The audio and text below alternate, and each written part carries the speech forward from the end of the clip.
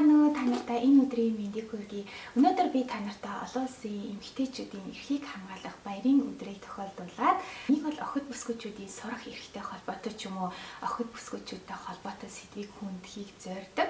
Энэ удаад би та нартай сэтгэлийн хаттай буюу хүчирхэг эмэгтэйчүүдийн үл хийдэг 13 зүйл гэдэг маш гоё номыг уншсан. Түүнийхээ томыг хүргэх гэж байна. Нэлээд хэдэн сарын өмнө би энэ номыг анх уншичаад би сторид оруулахад маш олон хүн энэ номынхаа ревюг заавал хийгээрэй гэж гуйсан. Тэгэхээр би та нартай энэ номын тухай бичлэг хүргэнэ гэд угаасаа амлчихсан байсан. Өртөө байгаа учраас өнөөдөр би та нартай өрөө цайруулах гэж байна. Энэ номыг би сонгож унших болсон шалтгаан нь ердөө энэ Эми Морин гэдэг энэ номын зохиогч эмэгтэй байгаа. Нэлээд хэдэн жилийн өмнө би өдрийн хоол ингээд идчих байхдаа YouTube-ээр нэг бол хувь хүний хөгжилтэй холбоотой эсвэл би загварын тухайн бичлэгүүд үзэж ингэж хоол идэхдээ өөртөө багахан тийм цаг гаргадаг. Би санаандгүй хийж байгаад энэ Эми Морины илтгэлийг нь үзсэн байгаа. Тэгэхээр маш олон сая хүн одоо үзсэн ийм алдартай бичлэг байсан. Тэгээд үзээд энэ эмэгтэй надад маш их таалагдаад анх би энэ Эми Морин гэдэг хүний тухай анх мэдэж авч ирсэн. Эми маань өөрөө яг сэтгэл судлалаар сураад төгсөөд сэтгэл зүйн терапи хийдэг ийм мэрэгжлийн хүн байгаа. Мэрэгжлийн сэтгэл зүйч тэгээд өөрөө терапи хийдэг гэсэн утгаар нь энэ хүний одоо хэлэх зүйлс бол нэгдүгээр маш сонирхолтой. Хоёрдугаарт энэ хүн маань өөрөө амьдрал дээр дөнгөж ингээд төгсөөд сэтгэл зүйн засалж хийдэг ийм ажиллаа хийгээд жил болоогүй байхад өөрийнх нь ээж нь өөд болоод түүнээсээ тун бодолгүй 26 настай нөхөр нь өөд болоод ингээд маш залуугаараа бэлэсэрсэн ийм эмэгтэй. Энэ хүн маань нэг ёсондоо өөрөө танхимаар сураад онлын мэдлийг нь олоод авчихсан.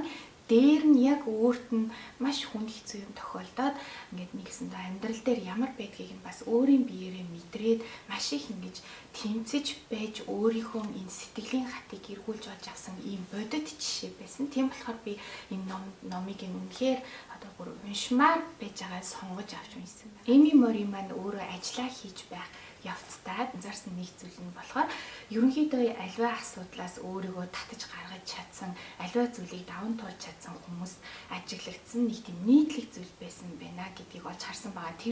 Тэр нийтлэг зүйл нь юу вэ гэхээр хүн ер нь амьдралдаа зөв дадлыг суулгах гэдгээсээ илүүтэйгээр сүрэг болон муу зуршлаас ер нь аль болох хол явж тэдгээрээс зайлсхийж чадвал хүн ер нь өөрийгөө маш одоо сэтгэл зүйн хувьд хүчтэй, маш тийм сэтгэлийн хаттай тэнхээтэй болгож чаддгийм байна гэдгийг анзаарсан байгаа. Тэгэхээр Эми маань өөрөө маш хүнд зүйлс амсаад өөрийгөө алдах гад ингээд хэцүү байж ах явцдаа өөртөө зориулаад за би ийм сүрэг зуршлуудад автахгүй юм шүү. Би эдгээрээс зайлсхийх юм шүү гэсэн одоо сэтэл өгөх зорилгоор өөртөө ингээд захидал маягаар ингээд 13 зүйл чигсааж бичсэн. Түүнийгээ нэг өдөр хин нэгэнд нь бас хэрэг болж магадгүй гэж бодоод сошиалда онлайнаар ингээд бичсэн чинь тэр нь маш их хандлт аваад 50 сая хүнд хүрээд ингээд маш олон дахин цааш нь түгээгдсэн байгаа. Цаашлаад янз бүрийн CNN ч юм уу Forbes сэтгүүл гэх мэт хэвлэл мэдээллийн одоо хүрээлэнгүүдээс, сэтгүүлүүдээс, телевизүүдээс ингээд санал ирээд та энэ талаараа өшөө дэлгэрэнгүй цааш нь ярьж өгөөч. Та энэ талаараа бичиж өгөөч гэх мэтээр хүсэлт ирсэн учраас энэ бол маш эргэлттэй сэдв юм байна гэдгийг анзаараад тэгээд түүний одоо бичсэн нийтлэгдээ зурагтаар ингэж одоо зочин сэтгэл зүйчээр оролцоод мөн одоо ингээд ном бичсэн ингээд ийм гайхалтай эмэгтэй байгаа. Тэгээд бүгдээрээ олон зүйл уншаалгүйгээр Эми Морины та нарт зөвлөх эдгээр 13 зүйлийг битгий хийгээсэй гэсэн зөвлөмжийг би та нартай хөлийн хаттай хүчирхэг эмэгтэйчүүдийн үл хийдэг нэг зүйл бол хизээж өөрийгөө бусдтай харьцуулдаггүй. Бусдтай харьцуулах гэдэг ойлголт маань өөрөө бүр юм хүнд юм төрмөн шин чанаруудын нэг юм л дээ. Жишээлх юм бол сургуульд цэцэрлэгт орлоо, сургуульд орлоо энэ маань ингэж бусдыг ажиглаад бусдтай өөрийгөө харьцуулснаар өөрийнхөө сул тал болон давуу талыг олж мэдэх одоо ийм уг нь бол ийм сайн талтай ийм зүйл юм байна л да. Гэхдээ энэ маань хортон нөлөө бас үзүүлж болдгийн жишээ нь ялангуяа сүүлийн үед нөө сошиал медиа дээр хүмүүс ингэж өөрийгөө бусдтай маш их харьцуулаад надаас маш их ингэж яригдаж байгаа шүү дээ. Хүн хинээс ч одоо илүү биш, дутуу биш, харин өөр байдаг юм а, хүн бүр өөр байдаг юм а гэдгийг л хүлээн зөвшөөрчих юм бол энд маш олон зүйл хэлбэрхэн болно. Таны сэтгэл зүйн эрүүл мэндэд бас нэмэртэй байх болно гэдгийг тодтогч өгсөн. 2012 онд хийсэн судалгаагаар хүмүүс өөртөө итгэл муутай, өөртөө сэтгэл ханамжтай биш тийм хүн эмэгтэйчүүд маань ялангуяа бусдтай өөрийгөө харьцуулахаараа улам одоо сэтгэл ханамж нь багасаад улам сэтгэлээр унаад ингээд гутралд ордог тухай одоо судалгаа харуулсан байдаг бол 2015 оны судалгаагаар ердөө эмэгтэйчүүд маань ерөөсө 10 минут фэйсбүүкт орж үзээд ингээд өөр хүмүүсийн зургийг, өөр хүмүүсийн амжилт, өөр хүмүүсийн баяр хөөргийг хараад өөртөө итгэл нь ингэж нас унж байгаа ингээд судалгаагаар бүр харуулсан байдаг юм бэ. Тэгэхээр эндээс үндэслээд юу гэж хэлэх гээд байна вэ гэхээр эмэгтэйчүүд маань чи бол хин нэгнээс илүү, хин нэгнээс дутуу гэхээсээ илүүтэйгээр чи бол бусдаас өөр, хүн болгон бусдаас өөр байдаг юм а, хүн бүр өөрийн гэсэн онцлогтой өөр байдаг юм а гэдгийг ойлгож аваарай гэж зөвлөсөн байгаа. Далаа яриг дээр биеэ шараад хөвтөж байгаа маш гоё бүсгүй ингээд наранд ээгэд хөвтөж байгаа бүсгүй байлаа гэхэд тэр эмэгтэй гоё байлаа, тэр эмэгтэй гоё наранд хөвтлээ гэд тэ чиний нарыг булааж авахгүй шүү дээ. Чам дээр ч бас нар яг адилхан тусч байгаа гэдгийг ойлгож ухаараасай гэж зөвлөсөн байгаа. Хэрвээ чи өөрийн гэсэн зорилготой өөрийгөө олчихсан, хаашаа явж байгаагаа мэддэг, хаашаа чиглэж байгаагаа мэддэг, ямар нэгэн зорилготой амьдрал чинь гоё баялаг тийм байх тусмаа хүн өөрийгөө бусдтай харьцуулдаггүй юм гинэ. Тэгэхээр хэрвээ та нар маань өөрсдөө өөрийн гэсэн зорилго өөртөө тэ зөвхөн өөрийнхөө онцлогт тохирсон гоё өөрийн зорилгоо бий болгоод амьдралаа гоё баялаг өөрийнхөө сурах мэдэх ёстой юмар дүүргээд өөр дээрээ ингээд төвлөрөөд хинтээж чи өрсөлдөхгүй, хинтээж өөрийгөө харьцуулахгүй те зөвхөн өөрийнхөө ингэж би бол өөр хүн, миний зорилго бол ийм гэд ингээд чигээ олоод ингээд явж байх юм бол бусдтай харьцуулж сэтгэлээр унах одоо тийм боломж нь багасхны.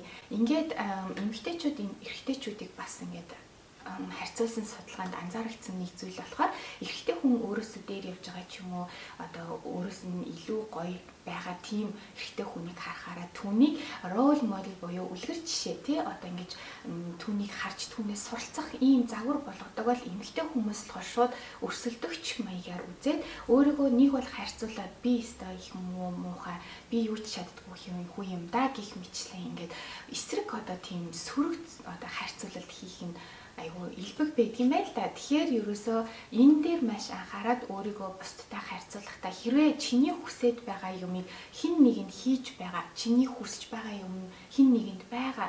Тэг ингээд сошиал медиад ороод хүмүүс тийм гой юмтай гой юм хийж гисэн гэх юм бол түүнийг өөртөөгөө харьцуулаад би одоо юу ч хийж чаддаггүй муухай юм да, арчаагүй юм да, онцгүй юм да. Энэ одоо ямар азтай юм, энэ одоо ямар амжилттай юм гэж ботхосоо илүүтэйгээр одоо түүнийг өөрийнхөө рол модель болгоод урам аваад вау ингэж хийдэг юм бэ, ингэж болдго юм бэ, хүн ийм юмд хүрч болдго юм бэ гэх мэтлэн ингэж урам авдаг болгоод сураар гэсэн байсан. Тэгээ хин нэгэн гоё аз жаргалтай гэр бүлийнхээ зургийг оруулдаг гэтэл чи сингл гэдэг ч юм уу, эсвэл хин нэгэн гоё амжилттай явдаг гэтэл чи өнөөдөр маш онцгүй мэдээ сонсчихсан уйлаад гэртээ тий сочдаг ч юм уу гих мэтлэн ингээд чамд онцгүй сэтгэл төрөөд бусдын аз жаргал, бусдын баяр хөөргийг үзэхээрээ ингээд өөртөө ингээд стресс үүсгээд уурлаад байдаг бол одооноос та нар маань энийг шал өөрөөр хараад ерөөсөө аз жаргал гэдэг зүйл те одоо аз гэдэг зүйл бол бүгдийг нь ивэж байдаг шүү. Яг наар шиг тэр хүн азтай байлаа гэж чиний азнаас хороохгүй шүү. Тийм болохоор тэр хүн аз жаргалтай байг чи ч гэсэн өөр аз жаргалтай байхын тулд өөрийнхөө таньж өөрийнхөө зорилгыг тодорхойлж өөрийнхөө амьдралыг баялаг болгож азыг хүлээж авахтаа бэлтгэрээ байнга санаж явах зүйл нь тийм ээ тэр нар түүн дээр ч адилхан тусаж байгаа, чам дээр ч адилхан тусаж байгаа тэр наранд ээлигээд чиний нарыг булаахгүй гэдгийг л ойлгож аваарай гэдгийг маш сайн тодтогч өгсөн байсан. Бас нэг маш гол зүйлийг одоо анхааруулсан нь болохоор уралдаан өрсөлдөөн гэдэг маань зөвхөн уралдаанд оролцож байгаа хүмүүс бүгдээрээ за би энэтэй өрсөлдөж байгаа шүү, би энэтэй уралдаж байгаа шүү гэдгээ мэдж байгаа тохиолдолд эрүүл байдаг гинэ. Тэгэхээр чи өөрөө одоо тэр хүн чинь чамайг одоо чамтай уралдаж байгаа гэдгийг мэдээгүй чи өөрөө ингээд санаандаа өрсөлдөөн бий болгочихсон тий. Ингээд дотроо өрсөлдөөл энд хийцэн би тэгвэл ингэж байгаа, энд хийж байгаа бол би ингэж байгаа гэдэг хийсвэрээр өөр хүнтэй ингээд уралдаад тах юм бол эн чинь чиний сэтгэл зүйн эрүүл мэндэд маш сөрөг нөлөөлнө гинэ. Уралдаан өрсөлдөөн гэдэг бол зөвхөн бүх талууд өөрсдөө оролцогч хоорондоо өрсөлдөж байгаа гэдгийг мэдж байгаа тохиолдолд эрүүл байх нь тэрнээс бусад талаар хэрвээ зөвхөн чиний оюун санаанд явагдаад байгаа зөвхөн чиний хар одоо санаанд ч юм уу те ингээд хатаахалт ч юм уу ямар нэгэн сөрөг эмоцид явагдаад байгаа бол энэ бол чиний сэтгэл зүйн эрүүл мэндэд хортой гэдгийг ойлгоод чамд муугаар нөлөөлнө гэдгийг ухамсарлаад өнөөдрөөс эхлээд та нар маань өөрийгөө бусдтай хизээж битгий харьцуулаарай. Чи бол тэр хүнээс илүү биш, тэр хүнээс дутуу биш, чи бол тэр хүнээс өөр гэдгээ мэдэрэй. Хоёр дахь зүйл нь болохоор хизээж төгс хийхийг хичээдэггүй. Альва юмыг төгс хийнэ, бүх юмд ингээд төгс байна гэдэг нь өөрөө ерөөсөө маш тийм эрүүл бус хандлага юм байна л да. Жишээлх юм бол ялангуяа одоо ээж нарт тохиолдог эмэгтэй хүн хүүхдтэй болохоор хүүхдтэйж сайн ээж нь байгаад ажил дээрээч карьераа ч алдахгүй ингээд гоё ингэж яваад гэр орондооч тийм ийм ажилдаач тийм хобби сонирхолтойч тийм гээд олон тишээ ингээд явахаар хоногийн 24 цаг чинь ханаач хүрэхгүй чиний хүний хүч чадал энергитэй чиний дотор энерги бүх зүйл чинь хэмжээ хязгаартай учраас чи олон тишээ ингээд салбагнаад бүгднгийн төгс хийж чадахгүй угаасаа боломжгүй зүйл. Тийм болохоор ингэж өөрийгөө альва юмыг төгс хийнэ гэж ингэж хичээж өөрийгөө зовоодоггүй юм байна л да. Юмыг төгс хийн гэдэг маань яг юунаас гарч ирсэн хүсэл юм бэ гэдгийг маш одоо гүн авч үзсэн байдаг. Энэ нь болохоор нэгдүгээр альва төгс хийнэ гэж хичээж байгаа хүн маань ер нь бол хүнд хайрлагдах юмсан, бусдаар хүлээн зөвшөөрөх юмсан гэдэг юм далд хүслийг одоо агуулж идэг юм л да. Тэгэхээр хэрвээ би энийг төгс хийчих юм бол хэрвээ би төгс үзэсгэлэнтэй ах юм бол энэ намайг хайрлна. Хэрвээ би энийг ингээд ингэчих юм бол тэд нар намайг хүлээн зөвшөөрнө гэдэг юм уу дандаа нэг юм гадаад хүчин зүйлстэй тий.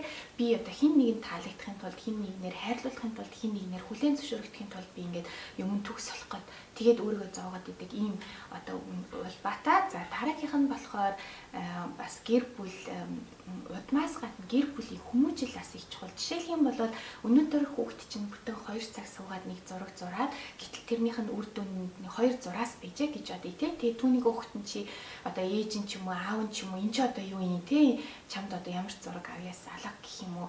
Уг зүйлийг хийхэд зарцуулсан хөдөлмөр цагийг нь биш үр дүнд нь зөвхөн дангаар нь үнэлгээ өгсөн ийм хүмүүжлийг амссан хүүхдүүд болохоор ирээдүйд ийм альваад ингэж төгс хийх хүсдэг ийм хүн бол тийм ээ л да. Яагаад гэвэл төгс үр дүн гаргахын тулд төгс юм хийх ёстой гэж боддог. Тэгэхээр тэр зүйлийг хийхин тулд хичнээн цаг ямар хөдөлмөр орох нь гэдэг дээрээ толгуурлахгүйгээр үр дүн дээр нь ганцаарчлан төвлөрдөг ийм. Дараагийн нэгэн шалтгаан нь болохоор амжилт гэдэг зүйл дээр одоо жишээлх юм бол нэг бол чи өстой нэрээ үзүүлээд өг амжилттай өстой баллаад өгөх хэрэгтэй. Эсвэл тэгээ зүгээр дуугайж тий зүгээр ингээд суужиг гэсэн ийм. Гэтэл энэ хоёрыг чинь энэ том амжилт энэ юу ч хийхгүй байх хоёрын хооронд чинь маш олон үе шат байгаа шүү дээ. Тэгэхээр эмигийн анзаарснаар амжилттай яваа, амжилтанд хүрсэн, амжилт гаргасан гэд байгаа хүмүүсийн одоо дунд нэгэн нийтлэг хэв шинж байсан. Тэр нь юу вэ гэхээр дандаа юмыг төгс хийх гэж хичээсэн хүмүүс биш. Дандаа нэг юм хийгээд алдлаа, унлаа буцаж ингэж босож ирлээ, өөр юм хийлээ, алдлаа. Дандаа алдаж, онож, босож ирсэн ийм хүмүүс дандаа амжилттай байдаг. Тэгэхээр ерөнхийдөө альва зүйлийг хийхдээ бүх юмыг төгс хийн гэж хичээхээсээ илүүтэйгээр чи зүгээр ингэж эрсдлийг хийгээд оролдоод үзье гэд ингэж урагшлах тусам ер нь чиний эрүүл мэндэд сэтгэл зүйн эрүүл мэндэд ч сайн юм байна гэдгийг анхааруулсан. Сэтгэлийн хаттай хүчрхэг эмэгтэйчүүдийн үл хийдэг 3 дугаар зүйл нь болохоор өөрт байдаг ямар нэгэн согог, эмзэг байдлаа сул тал гэж боддоггүй, дээрдэг ч юм уу ямар нэгэн өвчтөй ч юм уу түүнийг харагдуулахыг хүсдэггүй. Эсвэл чи маш сэтгэлийн хөдөлгөөнтэй учраас ингээд хүмүүстэй юм ярьж байхдаа ингээд эмоц маш ингэж хурдан гаргаад уйлдаг ч юм уу тиймэрхүү. За эсвэл ингээд нөгөө бүр гадаад хүчин зүйлсүүд байдаг шүү дээ. Эсвэл гэр бүл гарал угсаанаас ичдэг ч юм уу нэг иймэрхүү юм. Тэгвэл сэтгэлийн хаттай хүчрхийн эмэгтэйчүүд маань эдгээр зүйлсээсээ ичдэггүй байх нь яагаад гэвэл энэ бол чиний сул тал биш. Энэ бол өгөгдөл чамд байгаа нөхцөл байдал. Энэ бол чамайг доош нь хийх зүйл биш юм а гэдгийг мэддэг байх нэ. 2015 ондны маш гоё сонирхолтой нэгэн судалгааг иш татсан байсан Эми Морин маань эрх зүй ба хүний арын шин гэдэг нэртэй ийм судалгаа явуулж л дээ. За энэ судалгаан дээр яасан бэ гэхээр 210 оюутнуудын дунд хүн амны гэмт хэргийн тухай одоо гэмт хэрэг өгөөд үүнийг Үүнийгээ одоо энэ оюутнууд маань 6 хүний бүрэлдэхүүнтэй тангарахтны шүүхийг ингэж бий болгоод хүн цахимаар харахгүйгээр цахимаар энэ чат өрөөнд дотор оруулаад ингээд тэдний саналыг авсан байх нь тангарахтны шүүгчд маань яаж шийдэж байна вэ гэдэг ингээд саналыг хураасан байх нь. Ингээд энэ судалгааны гол зорилго нь юу вэ гэхээр эрэгтэй эмэгтэй хүмүүсийн гаргаж байгаа эмоц тэр дундаа өөр уцаарыг нь одоо ямар харьцаатай байдгийг бэ гэдгийг судлах одоо тийм зорилго агуулж л дээ. Тангарахтны шүүхийн одоо 6 шүүгчтэй. Тэрнийх нь нэг нь Джейсон гэдэг эрэгтэй, нэг бол Алишия гэдэг эмэгтэй ийм хоёр одоо шүүгч маань одоо нөгөө хідээсээ арай өөр үзэл бодлыг төлөөлсөн одоо ийм даалгавартай тэгж орсон ба оюутнууд бол мэдэхгүй. За ингээд оюутнууд маань өөрийнхөө одоо нөгөө хүн амны хэргийн тухай өгөгдлийг уншичаад өөрийнхөө эргэцүүлээд за тэгээд нөгөө чат өрөөндөө ороод тангарахтны шүүгчтэй ингээд хилцүүлэг хийгээд энэ хүнийг одоо ялах юм уу энэ хүний зөв юм уу буруу юм уу гэд шийдээ гаргахаар ингээд тэр чат руунд орж л тээ. За тэгээд хэрвээ Джейсон маань энэ яста ингэж муухай харгас үйлдэл хийдэг энэ бол яста муухай зуухай миний яста дургу үрж ингээл уурлаад өөрийнхөө эмоцийг гаргангууд нөгөө тэр чат руунд одоо байгаа хүмүүс маань хэдийгээр нөгөө алуурчны талд байсан хүмүүс нь хүртэл өөртөө эргэлзээд нэрээ тийм ч юм уу тий үнэхээр одоо энэ муу үнэхээр харгас ийсэн юм байна л да гих мэтлээ ингээд өөрийнхөө бүр үзэл бодлыг өөрчлөө тэр эрэгтэй талд орж исэн байна. Гэхдээ сонирхолтой нь Алишия гээд нөгөө эмэгтэй тэгвэл шүүгч маань ёстой зөв хөрмээр ингээд тахтай яг ийм хайрхис юм хийгээд тахтай яг гэдэг ингээд ууралсан эмоцоо гаргангууд ясан хүмүүс бүр хайранч ууг нь алуурчныг бүр яллаа гэжсэн хүмүүс байснаа нөгөө эмэгтэй шүүгчийг тэгээд ирэнгүүт бүр эсэргээрээ нөгөө тал руу нь орж ингэж эргэжсэн байна. Тэгэхээр энэний одоо үр дүн судалгааны үр дүн бол үнэхээр цочмоор тийм үр дүн гаргасан яасан бэ гэхээр эрэгтэй хүн уурлаад уур уцаараа гаргахаар тэр нь их мэдэл эерэг ятгалгаа ч юм уу чадлыг бэлэгддэг байхад эмэгтэй хүн уурлахад тэр нь өөрийнх нь эсрэг ингэж дандаа үр дүнд хүрэж исэн байх нь уураараа ингэж чи альва асуудлыг шийдэх гээд байдаг байсан бол одоо болох нь шүү дээ тий. Тэгэхээр ерөнхийдөө уур гэдэг зүйл ялангуяа эмэгтэй хүний уур эмоц нь дандаа түүний эсрэг чиглэсэн үр дүн авчирдаг юм байна гэдгийг мэдээд авчихсан юм чи одоо энэ тал дээр яаж одоо хандлага яаж өөрчлөх үү гэдгийг ухаарах нь шүү дээ тийм ээ. Тэгэхээр уур гэдэг зүйлийг судлаад үзэхэд уур гэдэг бол одоо чамааг ийм хамгаалагч бамбай.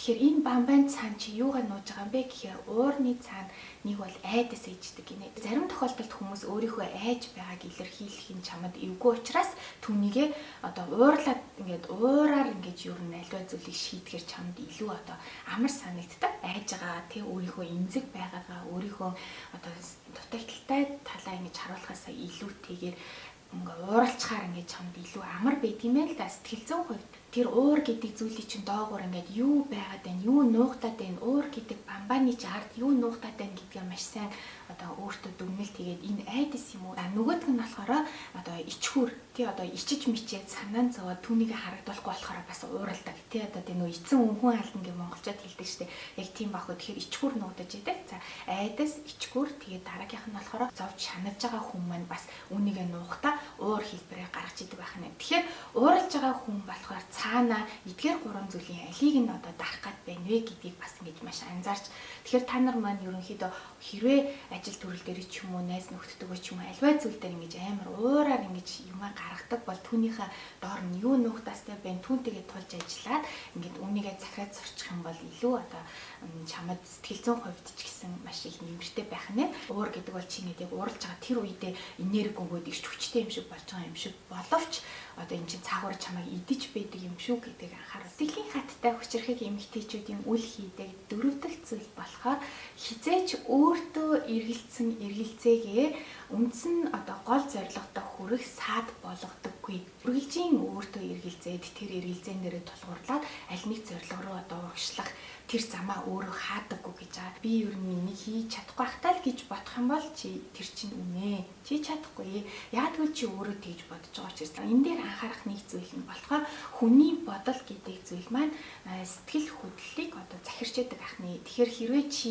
өөрөө дотроо за би ч ер нь энийг чадахгүй ахтаа гэж бодонгууд чиний сэтгэл хөдлөл чи яг л одоо нөгөө чадахгүй чадахгүй байх та гэсэн тийм зүйлийг гадагш нь гаргаад ингээд энэ дээрээ тулгуурлаад чиний бас арын шин, аяг, хөдөлгөөн, үйлдэл бүх зүйл чинь бас энэгээр ингэж явах нь. Чиний бодол чинь ингээд эмоцийг захирч байгаатай адилхан энэ сэтгэл хөдлөл чинь эргээд бас чиний бодол руу ингэж нөлөөж өгдөг юм ээ л да. Тэгэхээр хэрвээ чи дотор за би чадахгүй дээ гэл тэгэл өөртөө итгэлгүй ингэж байгаал өөртөө итгэлгүй нурмааж ороод энэ одоо үйлдэлийн сэтгэл хөдлөлөө бас ингээл те ингэж гаргангууд эн чи эргээл чиний бодол руу ороод итгэл ер нь ингэсэн юм тойрог байдаг юм ээ л да.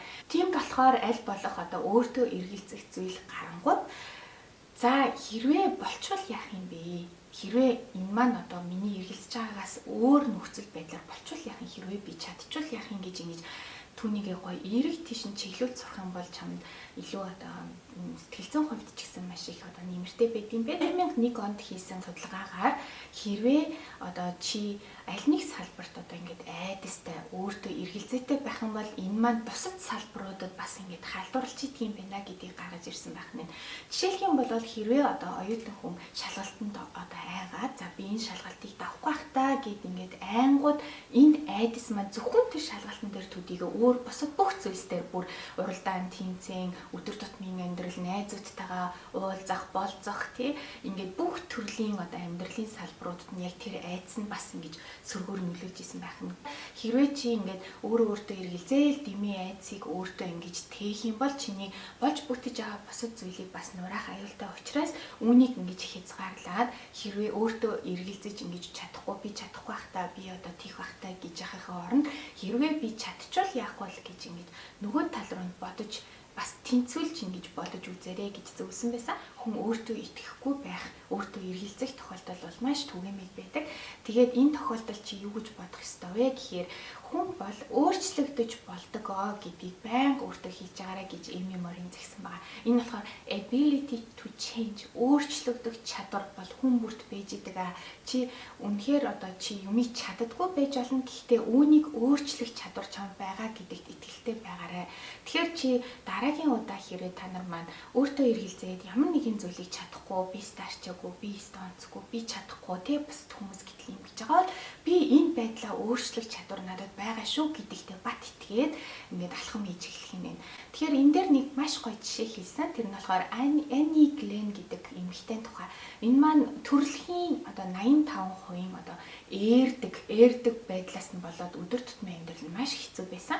Тэгээд хожим жишээлх юм бол ингээд охин нь хадаасан дээр ингээд гიშгээд хөлөө ингээд гимтээсэн чинь ингээд түргэн дутах гэсэн чинь ингээд нөгөө хэлж чадахгүй eerээд заа ингээд тэгээ бүр хөршин тосолж исэн гэж байгаа. Тэгээ ингээд боддоо өдөр тутамдаа eerдэг хүн амьдрал нь ямар хэцүү тийм ээ. Тэгээд энэ хүн за би өстой юу ч чаддгүй арчаагүй гэд ингээд тэгээд байгаагүй.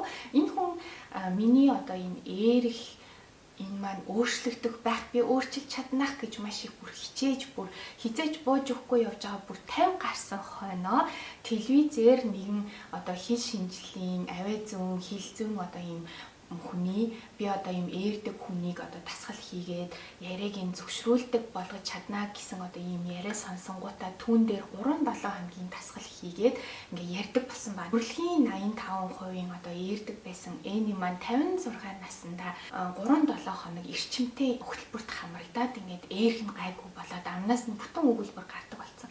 56 дата гэж боддоо.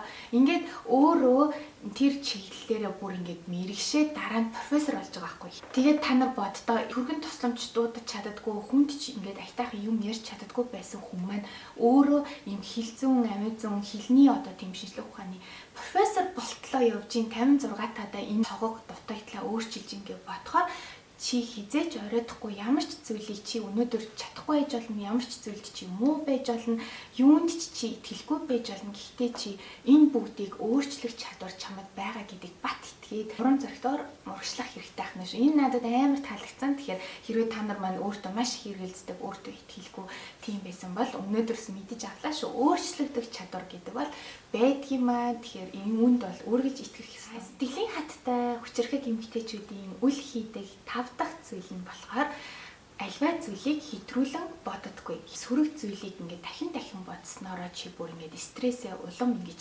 чимжүүлж өгдөг байх нь байна. Дээр нь альва зүйлийг хэтрүүлэн бодно гэдэг маань чи жишээлбэл нэг асуудал гараад ирлээ. Тэмүүл чи тэр асуудлаа зүгээр л одоо энэ асуудал гэдгээр нь хүлээгээд авчихгүй ингээл хэтрүүлэн бодоод тэрийгэ дахин яриад энгийн жишээн дээр ч хэлэх юм бол төвжрэлт суучлаа тий. Нэг төвжрэлт сууж чи тэрийгэ дахин төвжрэлт суучлаа гэж сошиал постлоод төвжрэлт суучлаа гэж ингээл яриад маргааш нь бас ингээл өчигдөр төвжрэлт суугаал гэл. Тэгэхээр чи тэр нөгөө таагүй байдал буюу асуудлаа дахин дахиж амьдраад байгаа үстэй тий. Чамд асуудал тулгарлаа. Асуудал дээрээ биш шийдэл олох дээр төвлөрөө. За би энэ асуудлыг шийдэхийн тулд яавал дээрээ ямар алхмууд хийвэл дээрээ гэдэг юм бол энэ маань одоо эрүүл хандлага юм шүү гэд энэ хоёрын ялгаа гаргаж өгсөн. Өөрөөр хэлэх юм бол аль нэг асуудал тулгарлаа гэж бодоход чи түүнд зарцуулсан цаг хугацаа чинь чухал биш. Өөрөөр хэлэх юм бол чи тэр асуудлаа бодоод 2 өдөр хэтрүүлэн бодоод толгоондоо юм зураад ингэж явна уу? Зарцуулсан цаг хугацаа биш, хамгийн гол нь чиний хандлага гэдэг юм байна л да. Энгийнээр ерөөсөө ингэж ойлгоод авчих. Аливаа асуудал тулгарлаа чи түүнийг бэлтгээд төлөвлөөд асуудал шийдэл олж байгаа бол чи зөв явж байна. Харин асуудлаа ингээл нөгөө дүгнээл анализигээл ингээл дими ингээл суугаад байгаа юм бол эн чинь хэтрүүлэн бодох буруу тийшээ яваад байна гэсэн үг. Байнгын санаа зовж явна гэдэг маань өөрөө чиний сэтгэл зүйн эрүүл мэндэд маш муу учраас Эми Мори маань санаа зовх цаг гэдэг зүйл гаргаа гэсэн. Би тэгээд энэ номыг авах гэж байхдаа санаа зовх цаг гэдэг юм мангар ингээд. Тэгэхээр ингээд энэ дээр бас ингээд та нар анзаарах юм бол хүн ингээд өөрийнхөө огт сонсоогүй юм а ч юм уу ингээд хүмүүсийг хэлж байгаа юм гүйцэд сонсохгүйгээр зүгээр өнгөцгөө ингээд нэг үг жишээгээ сонсоод ясан мангар юм онцгүй ингээд ингэчихээр бас буруу идэг. Тэгэхээр би ингээд анх энэ за санаа зовх цаг өөртөө гаргангуй за энэ бүр хитрхи Америк маягийн ухааны бодоо явж исэн. Гэтэл ингээд цааш нь уншаад ингээд тайлбарыг ингээд үзэхээр яг амар гоё үр дүнтэй арга байсан. Тэгэхээр та нар маань энэ цаг өөртөө санаа зовх цаг гэдэг зүйлийг гаргаж сурвал маш хэрэгтэй санагцсан. Тэр нь юу вэ гэхээр одоо чи ингээд яг хичээлээ хийхээ суулаа. Гэтэл чи ингээд санаа зовоол тэг төгсөөд явах ажиллаа явах уу тий одоо энэ тэр хүүхдээ явах уу хүүхдийнхаа сургалтын төлбөрийг явах уу би тэрийгээ явах уу энийгээ явах уу гэж санаа зовноо да. Тэнгүүд чи стоп. Одоо миний санаа зовх цаг биш. Би одоо энийгээ хийчихье. Эсвэл би одоо тэргээ хийчихье. Тэгээ би орой хоолоо идснийхаа дараа санаа зовё. Гэт ийм санаа зовх цаг гэдэг юм гаргангуудаа суугаад солих ёстой юм байна. Өөрөөр хэлэх юм бол чи тэргүй янз бүрийн бодоод юу ч хийж чадахгүй санаа чинь ингээд чилээд маш зовж байгаа үедээ илүү дутуу юм бодлохгүйгээр шууд за би одоо газ гэрээ цэвэрлчихье. Тэгээд гэрээ цэвэрлээд гадаа салхинд талхачаад гарч гүйчээ. Тэгээд орж ирээд би санаа зовё гэдэг юм өөртөө санаа зовх цаг гаргаад сурах юм бол суугаа сойж сурах юм бол тэр хүн тэр хугацаанд чиний тархи чинь одоо нөгөө санаа зовж исэн дээр төвлөрөх биш өөр зүйл рүү төвлөрөөд тэгээд ингээд чи нэг ингээд ажлын ард гарчнаа да зүгээр гэрээ цэвэрлчлээ тэнгүүд нөгөө гэр цэвэрлэн гэдэг чинь цаанаасаа юм бүтээлч зүйл тэнгүүд нөгөө тархичин юм бүтээлч зүүн дээр төвлөрөөд ингээд нэг бүтээлч юм хийгээд дуусчлаа гэдэг юм биччихэн бяцхан юм амжилтын мэдрэмж авангуудаа дараа нь аль нэг асуудалтай тулахад арай бүтээлч юм хэв маягтайгаар тулдаг ахын юм л да. Тэгэхээр та нар маань хэрвээ зүгээр л сэтгэл санаагаар унаад бодхоос цаашгүй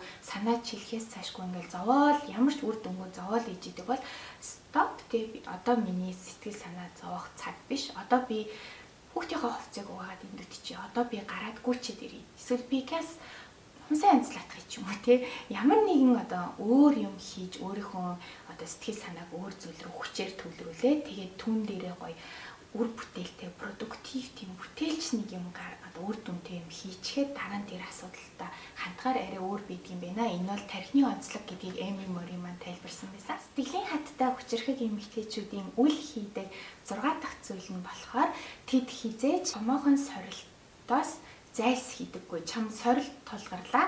Яадаг вэ гэхээр нүдэ ирмэл за энэ сорилттой нүүр тулъя гэдэг ийм зоригтой байдаг гинэ. Аль болох өөрийнхөө хийж чаддаг зүйлийг дахин хийгээл өөртөө аль болох тийм тавтай, тухтай ямар нэгэн алдаа гаргадаггүй, ямар нэгэн эрсдэл хийдэггүй, өөрт чинь маш тухлаг ингээд тэр орчиндоо л ингээд тухтай ингээд байхаараа өөртөө итгэлтэй comfort zone гэдэг тийм ээ түүндээ ингээд байгаад идэг.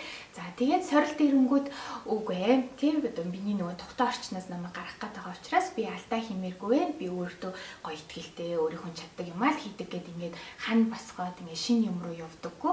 Тэгвэл сэтгэлийн хаттай хүчирхэг эмэгтэйчүүд бол ямар нэгэн сорилт тулгарнгууд окей би хийгээд үзье, туршаад үзье гэд маш нээлттэй ингээд энэ одоо яасан ханцуу шамлаад ордог ах нь судлаачдын хийсэн нэг тийм туршилт байдаг юм байна. Анх бол энэ маань ямар тохиолдолд тамирчид маань хамгийн сайнаараа амжилт гаргаад байна вэ гэдгийг одоо судлахын тулд энэ судалгааг анх хийж эхэлсэн гэж байгаа. Тэгээд ингээд анзаарсан чинь багахан стресстэй буюу баг зэрэг ингээд айдастай өөрийнх нь тухтай ингэж одоо бүсээс баг зэрэг ингээ гарсан тохиолдолд тэр хүний одоо амжилт нь ингэж өсөд исэн байх юм байна. За энэ судалгаа маань яванда зөвхөн тамирчидтэй биш, ер нь хүмүүст иймгийн сайнаараа бүх юмыг хийж гүйцэтгэж чаддаг ийм бүс байдаг юм уу тий?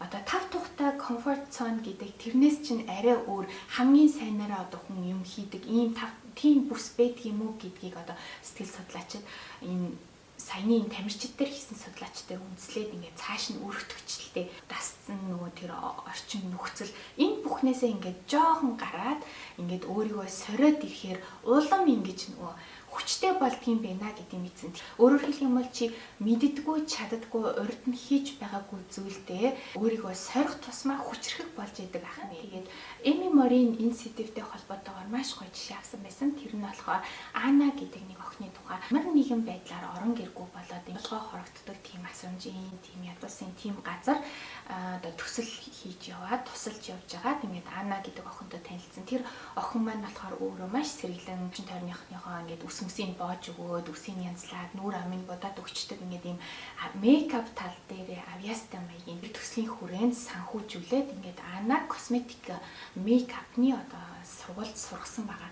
Ингээд эхэндээ Анна маань ваа өстой гоё бистэй амар гоё юм сурж байгаа бистэй баяртай байгаа гэж исэн бол энэ баяр хөөр нь ердөө 2-7 хоногийн дараа буцаж буураад тэгээд Анна маань ерөөсөө өстой онцгүй тийм юм гээд ингээд шал нөө мейкап сургуулийн тухай өөрөөр ярьдаг болоод ирсэн.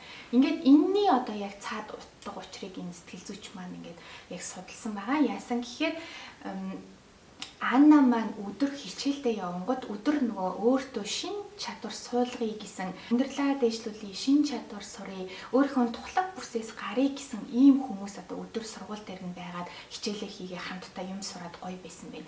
Гэтэл яасан хичээлээ тараад оройн нөгөө буцаад нөгөө асрамжийн газар ирэнгүүд нөгөө л нэг ямар ч холын одоо зориггүй нөгөө л өдөр хоногийг өнжөөсөн нурах оронгүй өөрийн гэсэн юмгүй алдах юмгүй тэгэл тухлаг нөгөө улсаас тусламжийн газраас хоолоо аваад идээл тэгэл ямар нэг юм хийхгүйгээр амьдрал хийж байгаа юм тухлаг амьдралдаа ингээд нэгсэндээ дасчихсан одоо тийм хүрээллүүд нь орой Аннаг угтаад байсан байхгүй. Тэгээд эндээс та нарт хэлэх хамгийн чухал зүйл юу вэ гэхээр чиний орчин чамд маш их нөлөөлнө. Өөрөөр хэлэх юм бол эр зориг болон мотивац гэдэг зүйл бол халдварладаг зүйл юм а гэдгийг Эми Морин гаргаж ирсэн. Тэгээ ерөн сүүлийн үед гэсэн та нар маш их анзаарсан байх юм ийм өгнөд яваад идэв шүү дээ. Чи бол нийлж байгаа 5 хүнийхээ нийлбэр юм а гэд ямар орчинд ямар хүнээр өөрийгөө хүрээлүүлэн чи яг л тийм болно. Тэгэхээр энэ бол яг Анагийн жишээн дээр байсан. Өдөр нь гоё шин чадвар сурах гадаага тийм гоё газар ингэж хичээлдээ урамтай байдаг. Оройн очиод нөгөөх нь ингээ унчаад ерөнхийдөө чиний хинтээ нийлж байгаа ямар орчинд хинтээ хичнээн их цаг өнгөрүүлж байгаа чинь бас чамд нөлөөлдөг байх нь чи хэдийгээр өөрөө хөгжмөөрэн өсөө дийчмээрэн ийм юм хиймээрэн гэд одоо тухтай бүсээсээ гараад шин чадвар сурмаарэн шин юм хиймээрэн гэдэг гэтэл чиний эргэн тойронд чинь түүнийг үгүйсгдэг хүмүүс чамайг доош нь татдаг хүмүүс өөртөө адилхан байх гэдэг хүмүүс энэ төр байх юм бол ингээд чиний нөгөө гоё мотивац чинь үгүйсгээд нөгөө яагаад гэвэл халдварладаг зүйл яхны тэгэхээр чи хэрвээ үнэхээр юм хиймээр идэг хийх гээд идэг зүтгээд идэг ингээд ийм ажилсагч юм уу хөдөлмөрч ч юм уу тэ ингээд юм туршаад идэг тийм хүмүүстэй ингээд ойрхон тийм хүмүүстэй нийлэх юм бол урам авдаг ахны. Дэлхийн хатаа хүчрхэг эмэгтэйчүүдийн үл хийдэг 7 дахь зүйл нь болохоор тэд нийгэм тогтсон хэм хэмжээ буюу дүрмийг зөрчгөөсөө айдаггүй гэсэн баа. Энэ дээр Эми Морин маань зүгээр одоо нөгөө сахилга батын дүрм би зүгээр зөрүүд болохоор жишээлбэл одоо юу гэдгийг өнөөдөр та нар энд очрлоод очророо ингэж орох ёстой гэхэд очрд ярьж байгаа тэрийг хэлээгүй өөр зүйлийг хийсэн. Тэр нь болохоор бүр нийгэм тогтсон хэм хэмжээний тухай яригдаад байна. Энэ дээр Эми маань жишээ авсан Susan B. Anthony гэдэг эмэгтэйн тухай. Тэр эмэгтэй маань 1872 онд тухайн үед Америкт эмэгтэй хүн сонгуул өгөх ирэхгүй ийм үед ерөнхийлөгчийн сонгуульд одоо оролцоод тэгээд бүр гэмт хэрэгтэн болоод түүнийг одоо маш их одоо мөнгөөр торгох одоо шийтгэл энэ төр хийгээд ингээ бүр 90 сурвалжлаа тийм гэмт хэрэгтэн болсон байсан байна. Түүнийг өд болоод 14 жилийн дараа Америк үндсэн хуульдаа нэмэлт өөрчлөлт оруулаад эмэгтэй хүн сонгуул өгөх эрхтэй болсон байгаа. Эсэргүү болж одоо дүрм зөрчиж энэ сонгуульд оролцсон энэ эмэгтэйг лоосон дээр ингээд нүрийг энэ хөргийг ингэж залсан байгаа. Тухайн үед тэр эмэгтэйд одоо мөнгөн шийтгэл оногдуулаад ингээд гэмт хэрэгтэн мэтэр хандчихсан бол дараа нь ясаа хэдэн жилийн дараа түүний одоо хөрөг тэр мөнгөн тэмдэгтийг бүр чимжижсэн байх юм тий. Одоо ноёрхож байгаа дүрм захирагдaltaйгүйгээр өөртөө өмнөчээр тэр дүрмийн эсрэг юм хийгээд үзэрэй гэсэн одоо ийм утгатай зүйл байсан. 7 дахь нь болохоор тэгээд энэ дээр бас нэг жишээ авсан нь болохоор Америкийн ерөнхийлөгч Франклин Рузвельтийн эхнэр Элеонор Рузвельт гэ байдаг те тэрүүн хатагтай. Түүний тухай Элеонор Рузвельт маань өөрөө гоё багш мэрэгжилтэй нийгмийн шинжилэл хийх одоо тийм тал дээр идэвхтэй юм гоё эмэгтэйсэн байгаа. Гэтэл нөхөр нь ерөнхийлөгч болоод тэрүүн хатагтай болоход Элеонор Рузвельт маань маш гонхтой болсон те би болмооргүй байна. Би энэ ажлаа хиймээр энэ ажилдаа дуртай. Би өөрчлөлт шинжилэл хийх гээд ингээд юм эхлүүлчихсэн. Тэгэхээр ингээд тухайн үед яасан бэ гэхээр тэрүүн хатагтай гэдэг ойлголт бол ердөө л нэг хүүхэлдэй шиг одоо нөхрийнхөө чимэг болсон энэ тэнд хүлэн авалтан дээр ингээд бэж идэг цай уугаал нөхөр нь одоо уулзалт хилцээр хийж хахад нөгөө цай уугаал их нөрөвтөдөө сууж идэг одоо ийм ямар нэгэн өөрөг роль багтай хостес гэдэг бичсэн байсан л да номон дээр хостес маягийн одоо тийм хүүхэлдэй шиг ийм байсан байгаа. Тэгэхээр Элеонор маань өөрөө маш тийм нийгмийн идэвхтэй нийгмийн аль нэг зүйлийг өөрчлөлт шинжилэлт хийхтэй боловсролын салбарт одоо маш идэвхтэй юм багш хүн байсан болохоор өөрийнх нь үүрэг рол нь зүгээр нэг тэрүүн хатагтай болно гэхэд одоо маш гонхтой байсан байна. Гэхдээ тэр одоо дүрмийг өөрчилж чадсан яасан гэхээр нөхөртөө ингээд багаар нөлөөлөөд жишээлх юм бол цагаан ордонд эмэгтэй сэтгүүлчдийг оруулж болдгойсэн байх хэвлэлийн баг хурлын үеэр тэгвэл эмэгтэй одоо сэтгүүлчдийг оруулдаг болёо гэд ингээд Элеонор маань өөрөө нөгөө нийгэмд хийх өөрчлөлт шинжилтүүдээ арай том хүрээнд хийгээд ингээд цаашаага айгу гой өөрчлөлт хийгээд эмэгтэйчүүдийг одоо хүйсийн тэгшэрхийн төлөө юм хийгээд маш гоё өөрчлөлтүүд хийгээд боловсролын гой төслүүд ингээд хэрэгжүүлээд ингээд явсан. Тэгэхээр одоо тэрнээс хойш бол одоо тэрүүн хатагтай гэдэг одоо хүний үүрэг бас өөр асан шүү дээ тий. Тэрүүн хатагтай гэхээр зүгээр л нэг тийм гоё дэгжин хувцалцсан элегант хатагтай биш. Одоо ямар нэгэн сангийн одоо тэргүүн ч юм уу ямар нэгэн төслийг удирддаг ямар нэгэн нийгэмд гоё хэрэгтэй зүйл хийдэг тийм хүмүүний дүр зураг биднэрт буудаг тийм ээ. Тэгэхээр энийг одоо бас өөрчилж чадсан хүн гэж Эми Мори маань жишээ авсан байсан. Хамгийн их таалагдсан жишээ нь болохоор миний дуртай Judy Blume гэдэг зохиолч эмэгтэй байдаг. Би одоо түүний хичээлийг мастер классаас авч байгаа. Judy Blume-ийн writing class гэдэг мастер класс дээр амар гоё заадаг хичээл нь. Тэгээд энэ Judy Blume маань тухайн одоо маш алдартай зохиолч л да. Тэгээд тэр маань яасан бэ гэхээр нөгөө өөрөө яг одоо эмэгтэй хүн гэсэн утгаараа охтуудад ялангуяа шилжилтийн насанд тулгардаг одоо асуултууд одоо бэлгийн хөгжлийн талаарх одоо асуултууд байна тий. Тухайн үед нийгэмд ил тод ярьдаггүй байсан зүйлсийг зохиолдоо маш их бичсэн байгаа. Бүр тэр номнууд нь тэгээ зарим газруудад бүр ингээд 20-тоо зарагдаж болохгүй 20-тоо тэр номыг нь бүр тавихгүй яагаад бол хитрхи ирээд цэргүү сэдв хүндсэн маш их үзэн ядагчдын захидал хүлээж аваад бүр зарим хүмүүс бүр амь насанд нь аюул занал хийлж сүрдүүлжсэн захидал бичээд тэгээд Judy Blume ч бүр юм хажуудаа хамгаалагчтай явдаг гэсэн гэж байгаа байхгүй. Тэгээд гэтэл одоо энэ хүний бичсэн зүйлстэй олон орны олон сая одоо охтууд яг одоо энэ бичсэн зүйл нь яг л бодит амьдралын болдог юм болохоор охтууд ингээд тэрийг нь уншаад яг надад тохиолддог юм байна гэх. Тэр нь нийтдээ 32 хэлээр орчуулагдаад 85 сая хувилбар борлуулагдсан ийм номнууд байдаг гэж байна. Тэгээд өөрөө ерөөсөө ингэж хичнээн сүрдүүлгийн захидал аваад хичнээн амь насанд хүн сүрдүүлж исэн ч энэ талаар бичгээ ерөөсөө зогсоогоогүй. Тэгэхээр ерөөсөө л охтуудад тулгардаг бүх асуудлыг хөндөөд бичээд тухайн үеийн энэ хитрхи одоо нээлттэй ирээд зэрэг муухай асуудал байсан ч гэсэн Judy Blume өөртөө үнэнч зохиолдоо өөрийнхөө бичих гэсэн дуу хоолойгоо өөрийгөө боомлохгүйгээр багтааж чадсанараа энэ хүн алдартай зохиолч болж олон охтуудад тус олж исэн юм эмэгтэй. Тэгээ би яг энэ жишээ бол надад бас аюу гоё исэн. Тэгэхээр хэрвээ чиний өөрийн одоо дотоод дуу хоолой ямар нэгэн байдлыг шудрах бус гэж мэдрээд тэгээ түүнийг өөрчилмөр байгаа бол түүнийг зөрөгтэйгээр хийл гэсэн ийм л мессеж өгөх. Дэлхийн хаттай хүчирхэг эмэгтэйчүүдийн үл хийдэг 8 дахь зүйлс нь болохоор тэд өөрийгөө өргөхийн тулд бусдыг доош нь хийдэггүй. 2012 онд хийсэн судалгаагаар хов гэдэг зүйл маань хоорондоо хов ярих гэдэг зүйл маань стресс тайлах ч юм уу нэг л тохиолдолд эерэг зүйлийг одоо авчирдаг гинэ. Тэрний нэг худал хуурмаг зүйлээс урьдчилан сэргийлэх ч юм уу тэгсэн тохиолдолд энэ маань эерэг нөлөөтэй байд юм байна л да. Жишээлх юм бол тэр худлаа ярьдаг гэсэн тэр одоо түүнээс бити юм аваараа тэр тэгдэг гэсэн шүү ингэдэггүй гэсэн шүү гэдэг ингээ хин нэгнийг гарч болох одоо болзошгүй тийм аюулаас хамгаалсан тийм маягийн хов жив ярихаараа тэр нь одоо сайн нөлөөтэй байдаг юм байна. Тэрнээс бусад хов жив бол үгүй гинэ.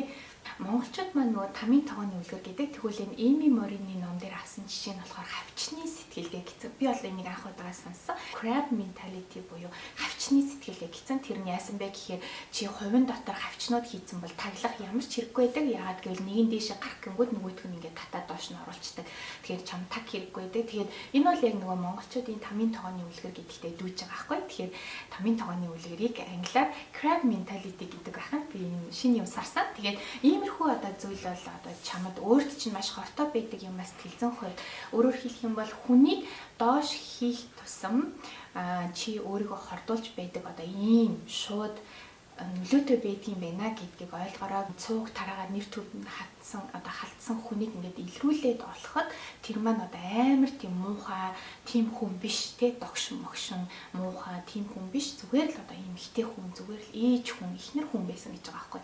Тэгээд ерөнхийдөө судалгаагаар ингээд анзаархад өөрөө маш их тэгж гимтэж зовж өөрөө маш их гомдож тийм ингэж зовсон хүн эргээд ингэж хүнийг амар тэгж гимтэх хүсдэг тийм юм байна л да. Тэгэхээр дандаа одоо ингээл hate comment-ийн ард дандаа тийм бас яг өөрөө тэгсэн тийм л хүн бийж идэг. Тэ өөрөө айгу муухай юм амсцсан сүрэг юмтай эерэг юм байхгүй. Амьдралд нь эерэг юмтай амьдрал нь сайхан юмтай хүн бол ингээл хүнийг муугар хийлээл хүний доор ингээл амар hate юм бичээ суугаад байхгүй шүү дээ. Тэ тэгэхээр яг энийг айгу сайн гаргаж ирсэн байсан. Ач холбогдолгүй нэгэн гэдгээр одоо өөрийгөө өчүүхнэр мэдэрдэг тийм хүн бусдыг доош нь хийж ингэж ирэх мэдлэлтэй болмоор байдаг юм байна л да. Тийм хэрэгцээтэй одоо сэтгэл зүйнээс авч үзэхэд тэгэхээр ихэнхдээ бусдыг доош нь хийж байгаа бусдыг сэтгэл зүйн хувьд ингэж дарамталж тий зовоож байгаа хүн маань өөрөө дотроо маш өчүүхэн маш онцгүй тий ямар нэгэн баялаг ертөнцгүй ямар нэгэн гоё зориггүй өөрийгөө олоогүй харин ч бүр өөрөө ямар ач холбогдолгүй өчүүхэн онцгүй муухай амтан байдаг. Тэгэхээр ерөөсөө л чи хүнийг хэдий чинээ доош нь хийн төдий чинээ чи өөрийнхөө сэтгэл зүйн эрүүл мэндэ одоо гэмтэж ийна л гэж ойлгож болох нэ. Тэгэхээр нин дараа хэрвээ иймэрхүү үйлдэл хийдэг бол нин дараа зогсоогоод аль болох өөрийгөө би яавал энэ өчүүхэн биш те өөрийгөө ямар гоёор одоо мэдэрч сурах вэ гэдэг тал дээр төвлөрөөд ажиллах хэрэгтэй юм байна. Өөрөө өөрийнхөө үн цэнийг олоод мэдчихсэн хүн бол ингэж бусдыг доош нь хийдэггүй. Тэгэхдээ өөрийн үн цэнийг олохдоо хүмүүс маань 5 одоо тийм алдаа хийдэг гинэ. Өөрөөр хэлэх юм бол өөрийн үн цэн гэдэг юмаа бүрдүүлэхдээ бий болгохдоо 5 одоо тийм буруу юм дээр суурилчдаг юм бэ. Түүний нэгдүгээр чиний гадаад байдал. Өөрөөр хэлэх юм бол чи зөвхөн царайн дээр ч юм уу гой хувцлалтан дээр гадаад байдал дээр тийм энэ бол чиний өөрийнхөө үн цэнийг бүрдүүлж байгаа буруу суурилах нь. Яагаад гэвэл чамаас сайхан хүн хизээд байж гин, чамаас хөөрхөн хүн хизээд байж гин, чамаас гоё үстэй хүн хизээж байж гин.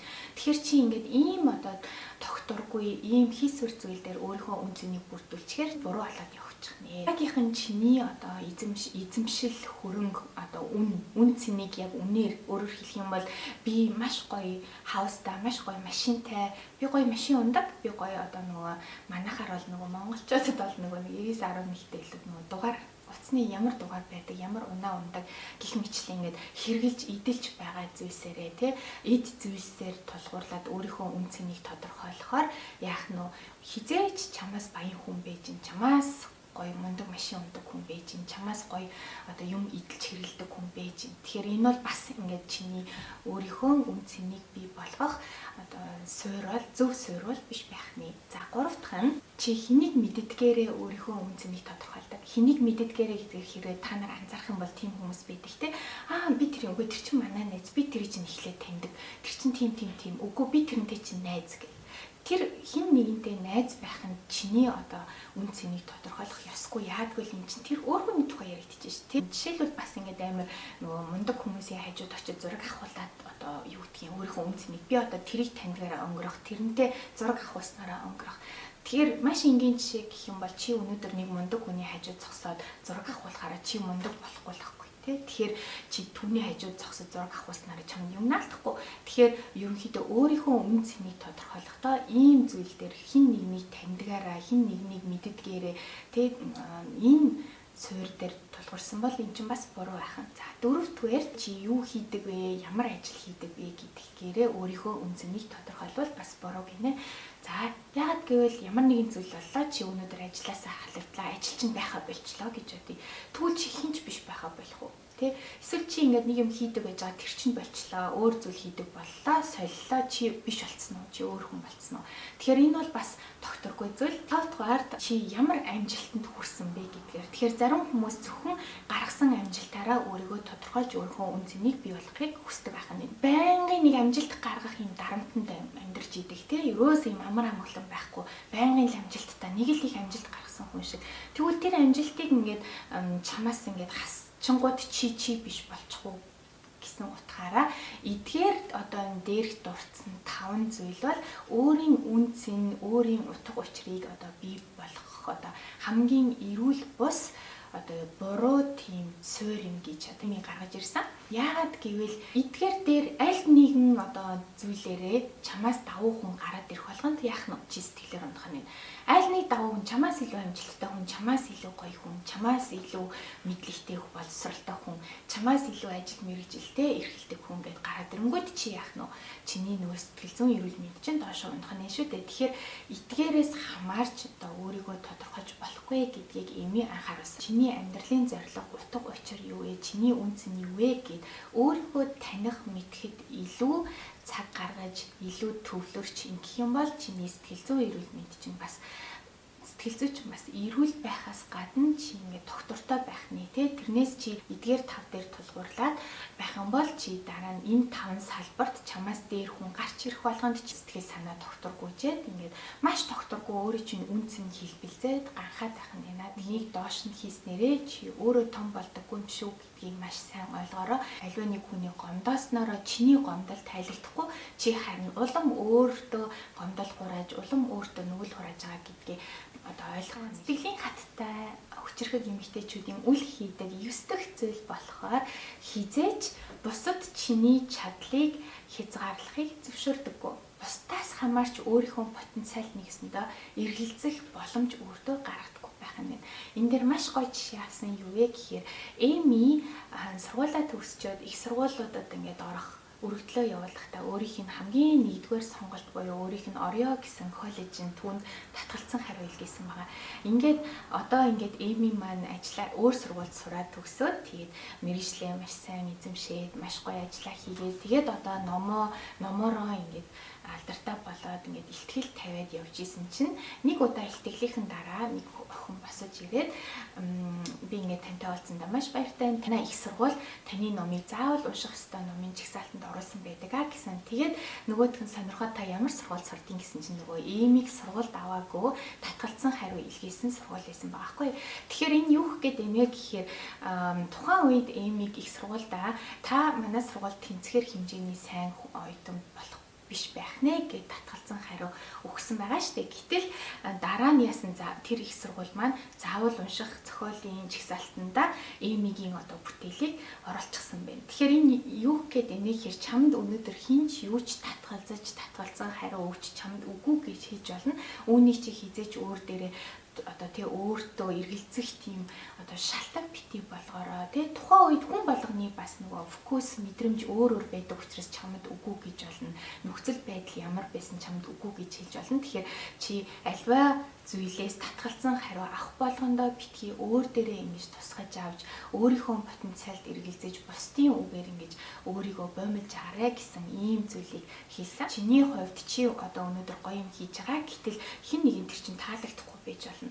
Юу ч хийсэн чамайг шүүмжилдэг, чамайг таалахгүй хүн байх л болно. Тийм болохоор хизээж бусдын одоо татгалцсан хариу бусдын шүүмж бусдын үгүйсгэлээс болж өөрийнхөө хийх юмнаас гажаарай, өөрийнхөө хийх зүйлээс битгий зайлсхийгээрэй, үргэлж өөрийнхөө зүйлийг хийгээд урагшлаарай.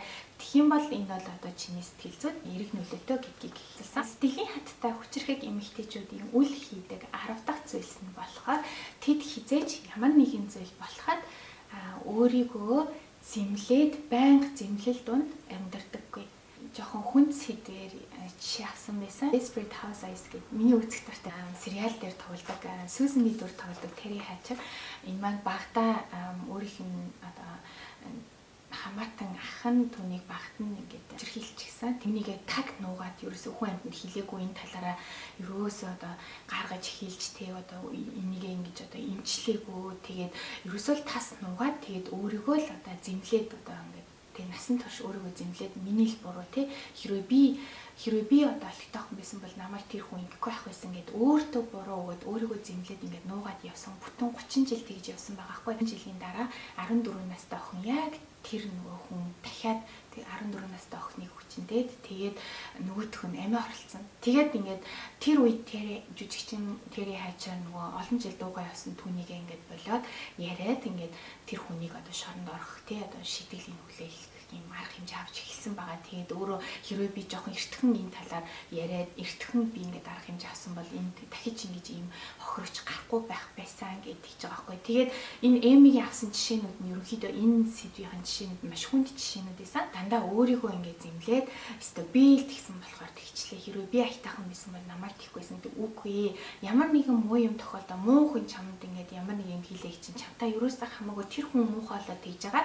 Тэгэхээр түүний эсрэг ингэж дуу хоолойгоо өргөдөг байх, өөрийгөө хамгаалдаг байх, тийм зоригтой байх ёстой гэдгийг Эми энэ сэтгэл зүйчийн хувьд одоо хэлсэн. Бас нэг жишээ авсан болохоор одоо ингээд нөгөө ээж нь өөр нөхөртөө болоод тэгээд нөгөө охтууд нь ээжээ наад таны одоо нөхөр чинь тэгээ манай хойд аав маань ингээд бит хоёрыг оролдоод байна гэх хоёрын хоёр охин нь ээжтэй хэлэхэд ээж нь үнэмшээгүй хүүхдүүдээ ингээд хөөгөө явуулаад нөгөө хоёр насамжийн газар ингээд очсон. Тийм одоо нэг түүхийг бас жишээ авсан байгаа хгүй. Тэгээд тэр ээж охтуудтай итгээгүй нөхөртөө итгээд тэгээд гэтэл ингээд олон жилийн дараа нөгөөх нь давтаан үйлдэл өөр хүн дээр хийгээд ингээд тэр нь илрээд ингээд шүүх хурал дээр ээж нь уйлаад би өстө охтуудтай итгээгүй би өстө муу ээж гээ. Тэгээд ингээд олон жил ингээд тэрэндээ сэтгэл санаагаар унж явж байгаа. Тэгээд энэ Эмигийн одоо терапиг ингэж авсан юм байна л та. Тэгээд ингээд Эмигийн хэлэх гээд байгаа зүйл нь бити тийж байн өөрийгөө зэмлэж өөрийгөө химлээдээ. Одоо үүнийхээ эсрэг одоо та юу хийж чадах вэ гэж одоо өөрөөсөө асуу гэсэн ба.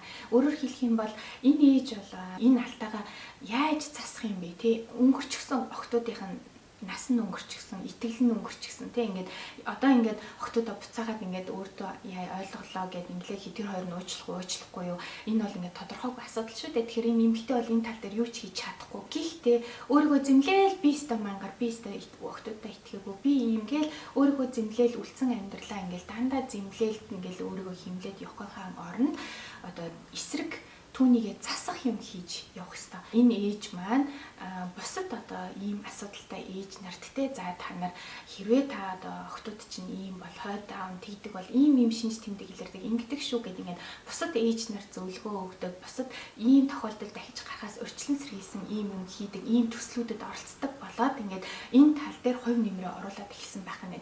Тэгэхээр хүн ер нь ямар нэгэн одоо юм тохиолдлоо эсвэл ямар нэгэн алдаа хийлээ хүнээс нөлөөтэй алдаа байсан уу эсвэл өөрөө гаргасан алдаа байсан уу үл хамааран ямар нэгэн муу юм боллоо чи зөвхөн өөрийгөө зэмлээл химлээл ингээл үлцэн амьдралаа тэгээд яваад байх биш одоо яг ойлгоод өөрийгөө зэмлэхээс илүүтэйгээр би одоо үнийгээ засах ямар нэг юм хийя гэд хувь нэмрээ оруулаад явах хэрэгтэй. Энийг болохоор Эми маань алдаагаа засах гэхдээ хариуцлагатайгаар засах гэж нэрлсэн.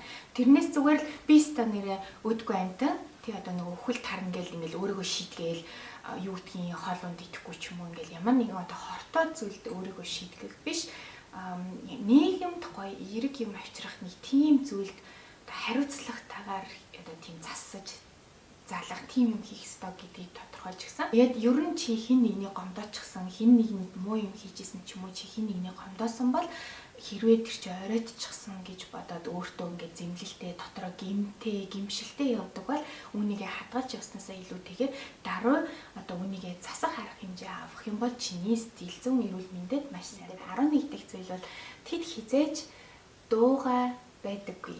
Өөрөөр хэлэх юм бол альва зүйлийг дуугай тисээд төвчээд өнгөрөнө гэдэг маань чи сэтгэл зүйн хувьд хүчтэй гэсэн үг биш юм аа.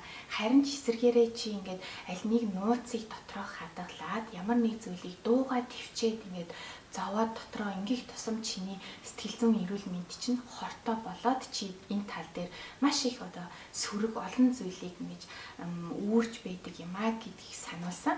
Эми маань өөрөө нөгөө сэтгэл зүйн одоо засалч гэсэн утгаараа энэ хүн чинь нөгөө бусдын одоо хийсэн зүйлийг хамаагүй хийж болохгүй шүү дээ. Тэг ингээд гítэл ингээд түн дээр нэг эмэгтэй ирээд нөхрөн зодддаг гэдэг ингээд тэрнийгээ тэгтээ хинт ч хилдэггүй ярьдаггүй. Тэг яг л ичдэг, санаа зовдөг, тэг зодуулдаг гэдгийг мэддэгдүүлэхгүй байхыг хүсдэг учраас ингээд чимээгүй зодуулаа яваад идэг одоо ийм эмэгтэй байл та. Гэтэл ингээд дахиад нэг эмэгтэй ирээд бас ингээд нөхрөн зоддог. Ингээд хоёр ижилхэн асуудалтай хоёр эмэгтэй ирж байгаа юм байна л да. Ийм мэдээ. Эми юу анзаарсан бэ гэхээр тэр хоёр маань бараг ингээд нэг бараг хөршүүд байхаар зайд ингэж ойрхон амьдардаг хоёр эмэгтэй байсан гэж байгаа. Тэгвэл ингээд эмэгтэй маань жишээлх юм бол юу гэдгийг өчигдөр нөхрөн задлаа хэд маргааш нь гараад би ингээд намайг тэгчлээ гэл тэгсэн бол тэр цаад байшинд нь бас яг тэгээд зодуулжсэн эмэгтэй байсан л ахгүй. Тэгэхээр адилхан асуудалтай эмэгтэйчүүд ингээд бэж идэг чиний дэргэд тэгээд ингээд нийлээд нэг зүйлийн төлөө ингээд тэмцэх юмыг ингээд чимээгүй дууга хурааж тисэж өнгөрөөснөөр ингээд ямар одоо сэтгэл зүйн одоо хортой зүйлийг өөртөө агуулж явж идэг юм бэ? Өөрт чинь ямар хортой юм бэ гэдгийг ойлгуулахыг Эми энэ 11-р зүйлээрээ хэлхийг хүссэн. Бүлийн хүчрхийлт байдаг эмэгтэй сэтгэл зүйн тухай бид нараас юм судалж исэн баггүй. Тэгээ тэрэн дээр ингээ ер нь бол ингээд чи тэр хүний зовлонг мэдэхгүй болохоор чи зөвлөгөө өгөхөд юм хэцээдэг баггүй. Тэг ямар байдгийг мэдэхгүй шүү дээ. Яг бол чамайг хинч одоо тийм амар байдалд оруулж байгаагүй бол чи тэрийг нь хийж өөрийнх нь үдсэн зовлон амсаж үзээгүй болохоор чи мэдэхгүй ш. Гаднаасаа хүн мянга ингээ хүний зодуулаа суучих тайд чи арчаагүй гэж хэлж болно. Гэтэл чи өөрөө яг тийм байдалд орох юм бол яаж арчаагүй байхаа хүн мэддэггүй байхгүй. Тэгэхээр энэ бол маш хэцүү сэтгэлтэй. Тэгээд ерөнхийдөө гэхдээ эмэгтэйчүүд маань сэтгэл зүйн хувьд эрүүл бөгөөд хүчрэхэд баймаар байх юм бол альва зүйлийг асуудлыг нуун дарагдуулах биш гаргаж ирж ярьж сураач, дуу хоолойгоо нийлүүлж сураач гэдгийг энэ дээр Эми маань хийсэн. Хаттай эмэгтэйчүүдийн үл хийдэг 12 дахь зүйл бол тэд хизээч өөрийгөө дахин нээхээс хойшилдоггүй, цааргалдаггүй гинэ.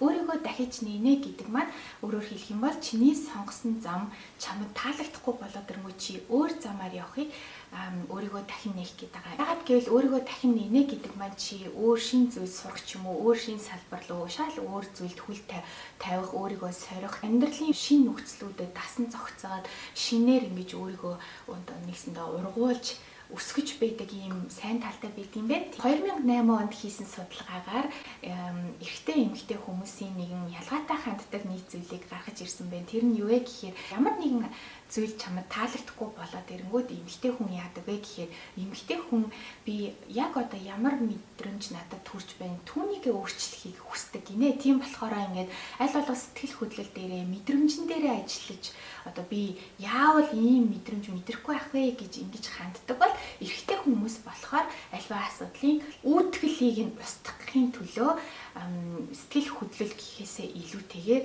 хүрээлэл орчин тойрноо өөрчлөхийг хүсдэг гин. Тэгэхээр энэ маш сонирхолтой байхгүй. Эрэгтэй хүмүүс яасан ямар нэг юм таалагдахгүй болонгууд шууд за би нөхцөл байдлыг энэ хүрээлэн байгаа environment буюу хүрээлэн байгаа энэ нөхцлөө өөрчилъё гэд тэгдэг бол эмэгтэй хүн болохоор яаж одоо энэ мэдэрч байгаа мэдрэмжээ өөрчлөх вэ? Тэг би одоо амар гонигтай байгаад байна. Би яаж баяртай болох вэ гэж боддог бол эрэгтэй хүмүүс бол ерөөсөө асуудлын уг юу вэ? Энийг яаж солих уу, юугаар солих уу гэж ингэдэг ах нь л да. Тэгэхээр Эми энэ дээр ингээд та нар хэрвээ эмэгтэйчүүд маань ямар нэгэн зүйл таалагдахгүй бол те хэрвээ чиний сонгосон зам чинь чамд таалагдахгүй, энэ явж байгаа зүрх зам чинь чамд таалагдахгүй бол түүнийгээ солиоч.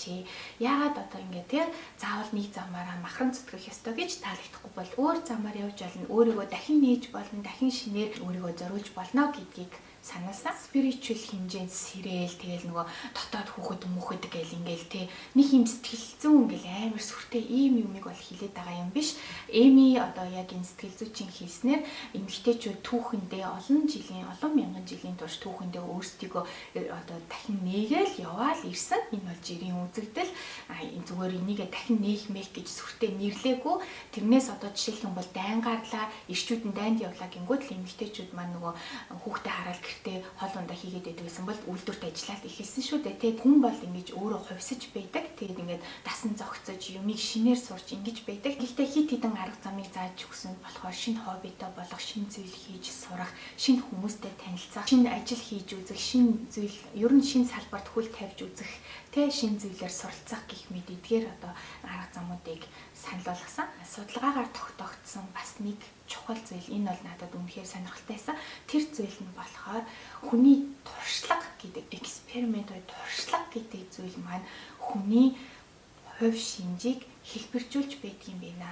За жишээлбэл чиний амсаж байгаа, чиний туулж байгаа амьдрал чинь чамайг бас хэлбэржүүлж идэв юм байна гэдгийг сэтгэл зүйчид гаргаж ирсэн байна. Яасан гэхээр чи 1000 ийм эерэг гоё аз жаргалтай сайн хүн байж болно. Гэхдээ чиний одоо юу гэдгийг хажууд хүн чинь маш хэцүү байгаа. Салалт малалт амсаад, янз бүрийн зовлон амсаад ингээд ирэнгүүт тэр хүн чинь ингээд дарагдаад ингээд өөр болно да нурмаагаа цаанаасаа нэг нурмаагаад ингээд эхлэнэ дээ. За тэгвэл ингээд ямар ч өөртөө итгэлгүй ч юм уу өөрийгөө үргэлж ингээд өөртөө итгэлгүй өөртөө тийм байсан хүний хүн ингээд хажуунаас нь тий ингээд урам өгөөл тэтгээл ингээд гоё ургуулаад авах юм бол тэр хүн маш гоё болно тий хайрлагдсан хүн маш гоё болно гэд ингэдэг шиг хүний яг одоо амсаж байгаа амьдрал ч юм уу эсвэл энэ чиний одоо үдсэн туршлага чинь чамайг бас хэлбэржүүлж идэв юм байна. Тэгэхээр чиний сонголт маш чухал агаад чи юу хийж ямар тийшээгээ хэлбэрчмээр байна тэгэхээр чи тэр тал руугаа сонголтоо зөв хийх нэ 13 дахь зүйл. Хамгийн сүүлийн зүйл бол тэд хизээч өөрийнхөө амжилтыг доош нь хийдэггүй. Өөр хүнийг эвгүй байдалд оруулахгүй тулд ингээд өөрийнхөө нэгсэндээ амжилтыг доош нь өөрийнхөө нэгсэндээ доош нь хийгээд байдаг. Тэгэхээр хүчирхэг эмэгтэйчүүдийн хийдэггүй нэг зол хизээч ингэж өөрийгөө бусдаас олж доош нь хийдэггүй юм байна л да. Гаруухан байх тэгээд өөрийнхөө амжилтын эзэн болж чадах хоёрын хоорондын одоо ялгааг сайн ойлгооч. Өөрийнхөө амжилтыг нэгсэндээ эзэн нь болж чадахгүй те ингээд ах чинь даруухан гэсэн үг биш юм аа. Хүн даруухан байна гэдэг бол юу гэсэн үг вэ гэхээр чи өөрийнхөө маш бодит дүр зургийг мэддэг, өөрийнхөө амжилт давуу талаас гадна чи өөрийнхөө сул талыг бас мэддэг. Сэтгэцэн өвчтөн хүмүүс чинь болохоор ямар нэгэн сул тал авахгүй өөрийгөө дандаа мундагаар боддог хүмүүс байдаг шүү дээ. Тэрний эсрэг яг эрүүл хандлагатай хүн бол даруухан хүнд ороод байгаа. Гэхдээ энэ маань даруухан хүн байлаа гэж чи заавал өөрийнхөө амжилт болгоныг ингээд эзэн нь болж чадахгүй доош нь хийгээд бусад хүмүүсийн хайжууд өөрийнхөө амжилтыг доош нь хийж болохгүй шүү гэдгийг энд Эми санаасаа бестселлер шилдэг борлуулалтаа ном бичсэн нэг эмэгтэй Twitter дээр энэ зураг оруулж л дээ нөгөө скриншот оруулсан. Яасан гэхээр өндөр нөгөө New York Times дээр ингээд нөгөө шилдэг борлуулалтаа номнуудын жигсаалтын ингээд зургийг аваад ээжтэй явуулж ил дээ.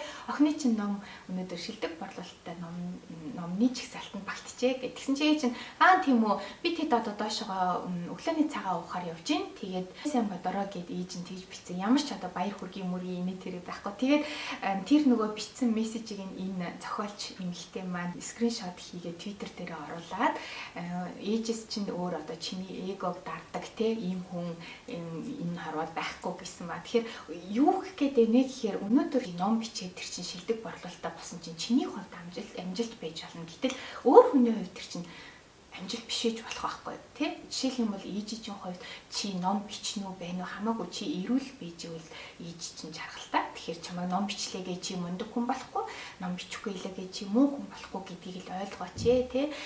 Эгогоор нэгсэндээ чиний эго, чиний амжилт өөр хүмүүс бас өөр одоо их ашигтай өөр сонирхолтой байдаг. Яг өмнө шиг чи ингээд ямар нэгэн гоё юм хийчээд түүнийг нь бусад хүмүүс хүлээн зөвшөөрөхгүй болоос битгий шаналаараа яагаад гэвэл тэр хүний хувьд энэ чинь амжилт биш байж болно. Тэр хүний хувьд чухал биш юм байж болно. Тийм болохоор ерөөсөө бусад хүмүүсээс үл хамааран өөрийнхөө юмыг хий, өөрийнхөө амжилтыг гарга, өөрийнхөө амжилтанд эзэн болоорой гэсэн. За ингээд та нартай сэтгэлийн хаттай хүчирхэг эмэгтэйчүүдийн үл хийдэг 13 зүйлс гэдэг Эми Морины номын томыг хүргэлээ. Ингээд та нарт маань зарим нэг зүйл нь хэрэг болсон байх гэж найдаж байна. Та нартай олон улсын эмэгтэйчүүдийн эрхийг хамгаалах өдрийн мэндийг хүргэе. Ингээд бүгдээрээ дараагийн бичлэгээр уулзлаа.